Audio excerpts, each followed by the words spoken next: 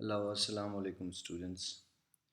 So today we are going to experience online lecturing due to closure of a university, and we all know that mostly universities in Pakistan are closed due to coronavirus expansion day by day. So first, it is a pray to Allah Almighty that Allah Almighty may kindly save us from this disease and will vanish this disease from our country as soon as possible. So, as you are seeing on your slides, that uh, this is the first lecture we are going to start, um, and we stopped at chapter 4, you can say. So, we basically has to start this topic, which is called Beyond Classical Search. Before this classical, uh, before starting this topic, if we just get a recap of the previous studies that we have covered in our classes, then it was basically the last topic was heuristic search, and before that, it was uninformed searches. Those topics are very much uh, classical in nature because uh, we studied depth first search and breadth first search and the A star. So these are the algorithms which you can say that these are the classical algorithms, and we normally use these algorithms in our daily routine. But now change. We are going to change this uh, topic towards our real world problems. So you have to listen my voice, and then the other thing you have to focus on the cursor on the slides, because I will just explain the things according to the cursor positions. So for example, let's start this topic, and the topic is beyond classical search, which means that now we are going to leave our previous classical algorithms, breadth first, depth first, A star, and so on. So, what we are going to do, we are going to simplify are those previous studies. What is the meaning of simplify? We are basically making our previous approaches more easy, and then we are going to apply these searches on the real world problems, as you are seeing on the first point of the slides. And the outline of this chapter is basically, first we will study about the local searches, and then we will study the hill climbing, then we will see simulated annealing, and finally we will get some understanding about the genetic algorithm. Um, so my this video lecture is basically will focus on first topic, that is local searches, and then on the hill climbing, and then I will end up this video because I don't want to make a lengthy video, because maybe some students have some bandwidth issues, so I don't want that their video will not run properly on the internet. So let's start. So we will start first with the local searches, and then we will see the hill climbing algorithm. So what is local search algorithms and the optimization problem? So it means that now first we will understand what local search means, and then we will see some optimal algorithms, you can say some optimal searches. So, in our previous studies of heuristic search and uninformed search, um, we tried to search the whole state space. Um, we start by recording the initial state, and then we will keep on recording or storing all the states uh, from the initial state to our final goal state, or we can say we will keep on storing all the states from the initial state to the final solution that we found in our previous studies. But here in this approach of local search or the optimal search, we will not store the whole path. So basically, the concept is that the whole path to the goal is basically irrelevant. We don't have to store the whole path uh, in category of local searches or optimization uh, problems. So then what we have to store, we will see it just a moment later on, but just wait for that point. So the concept here in local search and optimal searches is that we don't have to store the whole path from the initial state to the goal state.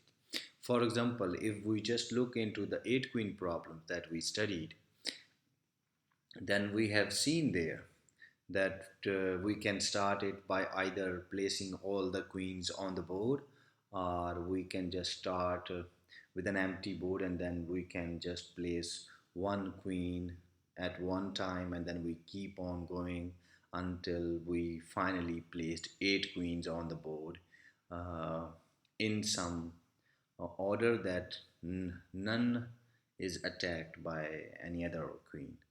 So, in that issue, or in that problem of 8 queens, what is the important thing? The important thing is we want our final configuration of queens.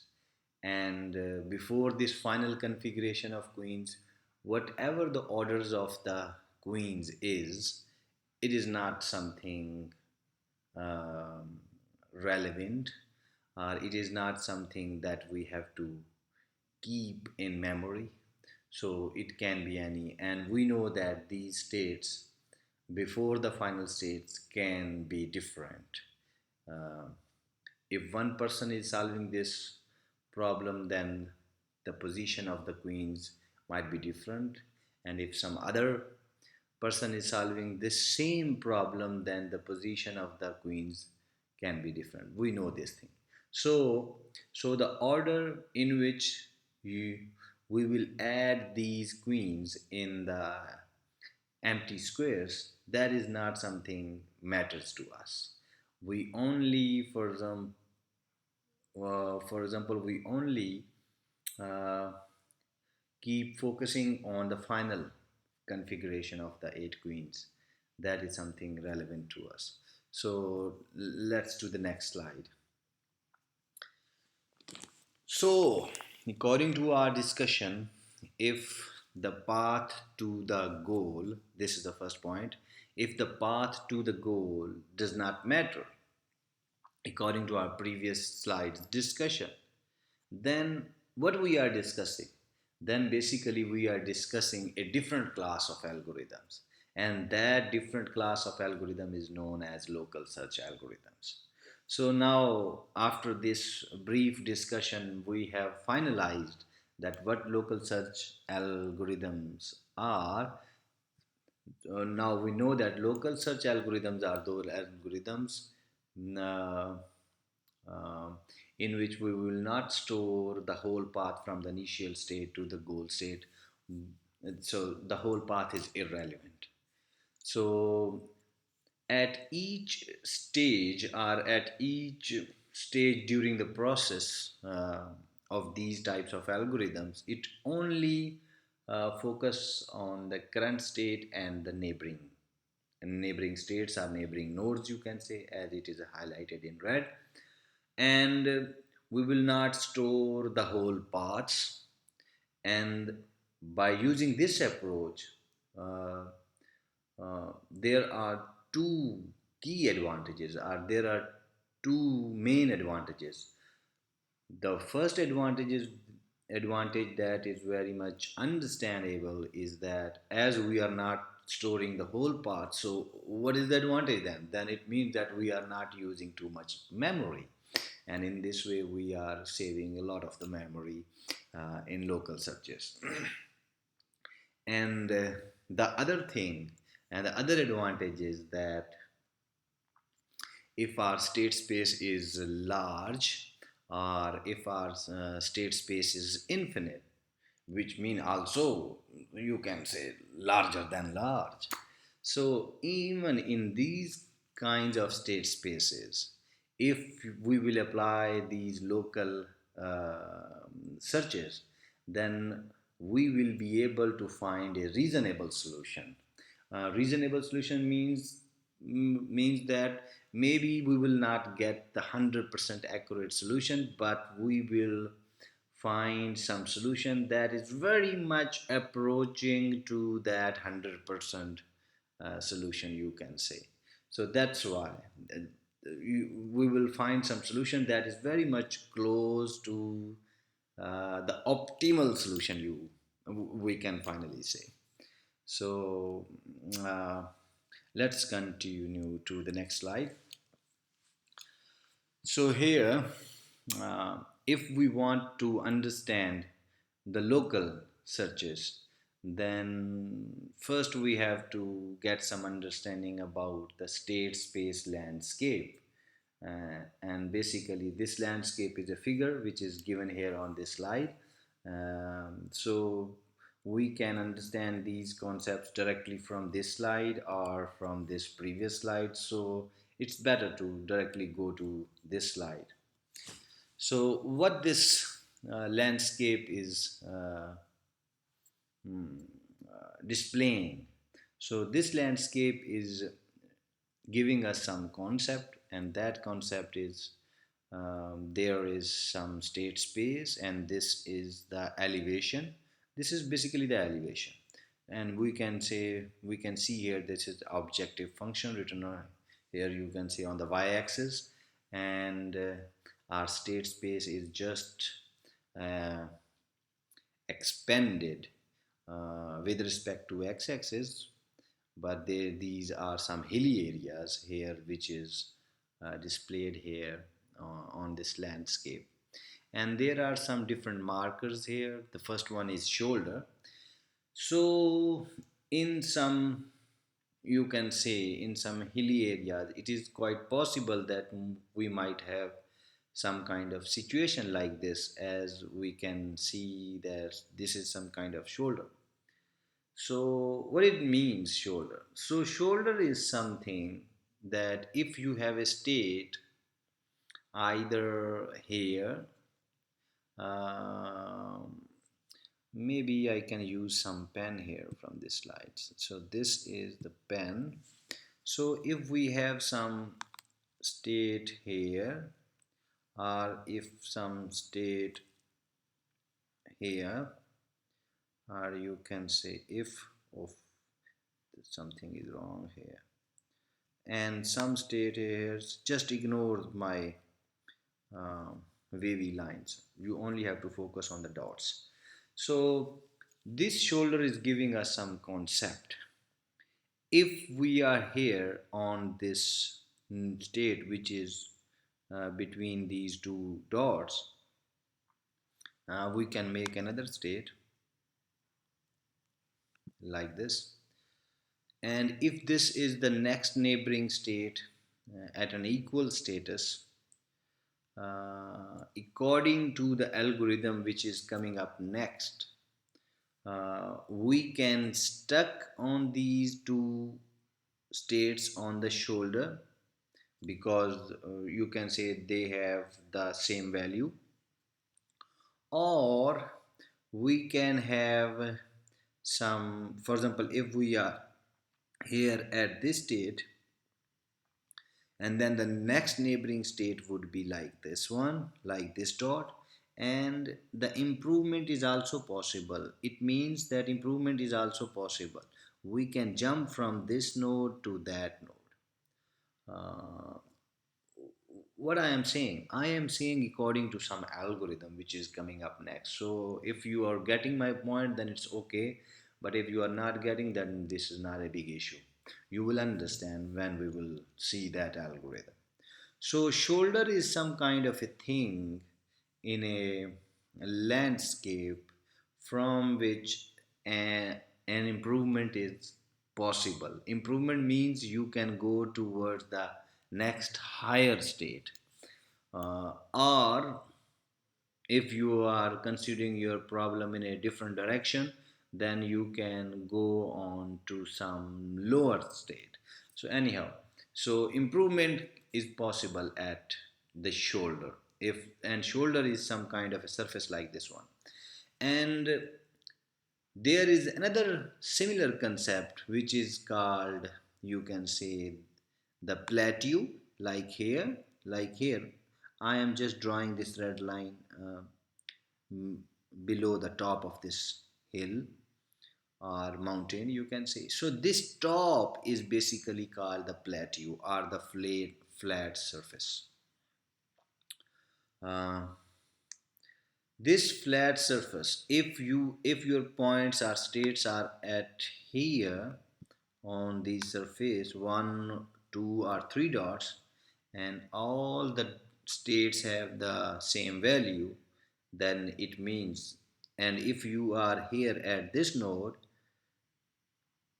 and the other state or node also has the same value, then these kinds of surfaces or plateaus do not provide us the improvement. So this is the difference between the plateau and the shoulder. So shoulder is very much like human shoulder, and we have a head like this here. So which means that some higher position is connected with this shoulder, and this some higher position is available, so improvement is possible. But at flat surface or at plateau, there is no any higher surface attached to this flat area, so that's why there is no improvement which we can made here. So now, uh, some other, for example, all we may have more than two or three or many hills in our landscape. So this flat area is also called a local maximum. We will see what local maximum is. So all the top locations of the hills that are smaller than the higher one. So these are the smaller ones, and this is the higher one. So all the hills are the mountains which are smaller than this higher. Uh, then the top of all those hills, smaller than this higher ones, are called the local maximum. And similarly, the hill which is the higher one, the top of that hill is called global maximum. And we are seeing that this is one state, so this is the circle, so this is the current state. Okay, so states can be at any position, say here or sorry, so here or here. So now this state which is at the top of the higher hill, is that top is basically called global maximum. So now we will come back to this slide, and then we can now we can understand that what these different terms means. So here the word elevation is coming. What is the meaning of this elevation? uh, Elevation, for example, if I draw some line here like this one, So this is what I am doing. This is the elevation line, you can say. So I am going higher and higher and higher. So this is something, the concept of elevation. And now we can understand if elevation corresponds to the cost. So then the aim is to find the lowest value. What it means? Uh, let's see it. So this is saying that if you, these are your states. Oh, sorry, these are your states. And what these states are saying. So this is my elevation. So this is my elevation line. So if these states has some values and those values are the cost of those states, then if you are considering some kind of a cost, then normally our aim is to find some state with the lowest cost, or for example, our aim would be to find the lowest valley in the landscape, and that lowest valley uh, would then be called as global minimum. So then we have to, so if cost is something that we are considering, then normally in our problems we will be finding global minimum. And what is global minimum? So that is something new. So global minimum is the deepest point. So here, this is also the deepest point, but this point is the something we can say here, that this is the deepest point, deepest. So that is then called global minimum. And this is the top, which is local maximum. This is the local maximum, but this is something higher than all the local maximum. So that's why it's called global maximum. So now the next point. And next point is saying, if our elevation is some kind of objective function, so that is not something cost, then it is quite possible that in that problem we will be finding the highest value or the highest peak, you can say, and then we can say that we are finding some global maximum, as you are seeing here. This is the global maximum. Okay. Uh, Now the next point. So this is some adjective of the local search algorithm that we in our previous practice we were analyzing different algorithms by finding their completeness, their optimality, their space and time complexity. So according to those concepts, so it is something given to us as information that local search algorithm are something which are very much popular, that they are complete algorithms and they are optimal algorithms. And we know that what the optimal means. Optimal means that if we have more than one solution, then and if our algorithm is local search algorithm, then those algorithm will give us the best possible solution, that is called optimal solution. So local search algorithm finally are the optimal searching algorithms, and the local search algorithms are also known as complete algorithms. So this is plateau, the flat area. We know that it is also called as local maximum. So this is something we already know from this slide. So this is the flat area and this is the shoulder, which is explained here on this slide. And so now we will have to start the Second topic, that is hill climbing. First, we have now the understanding of the local search algorithms, and now we are going to start the hill climbing algorithm. But before that, I want to stop here so that my video will not become lengthy, and I will make another video for this hill climbing for you students. So, okay, see you later.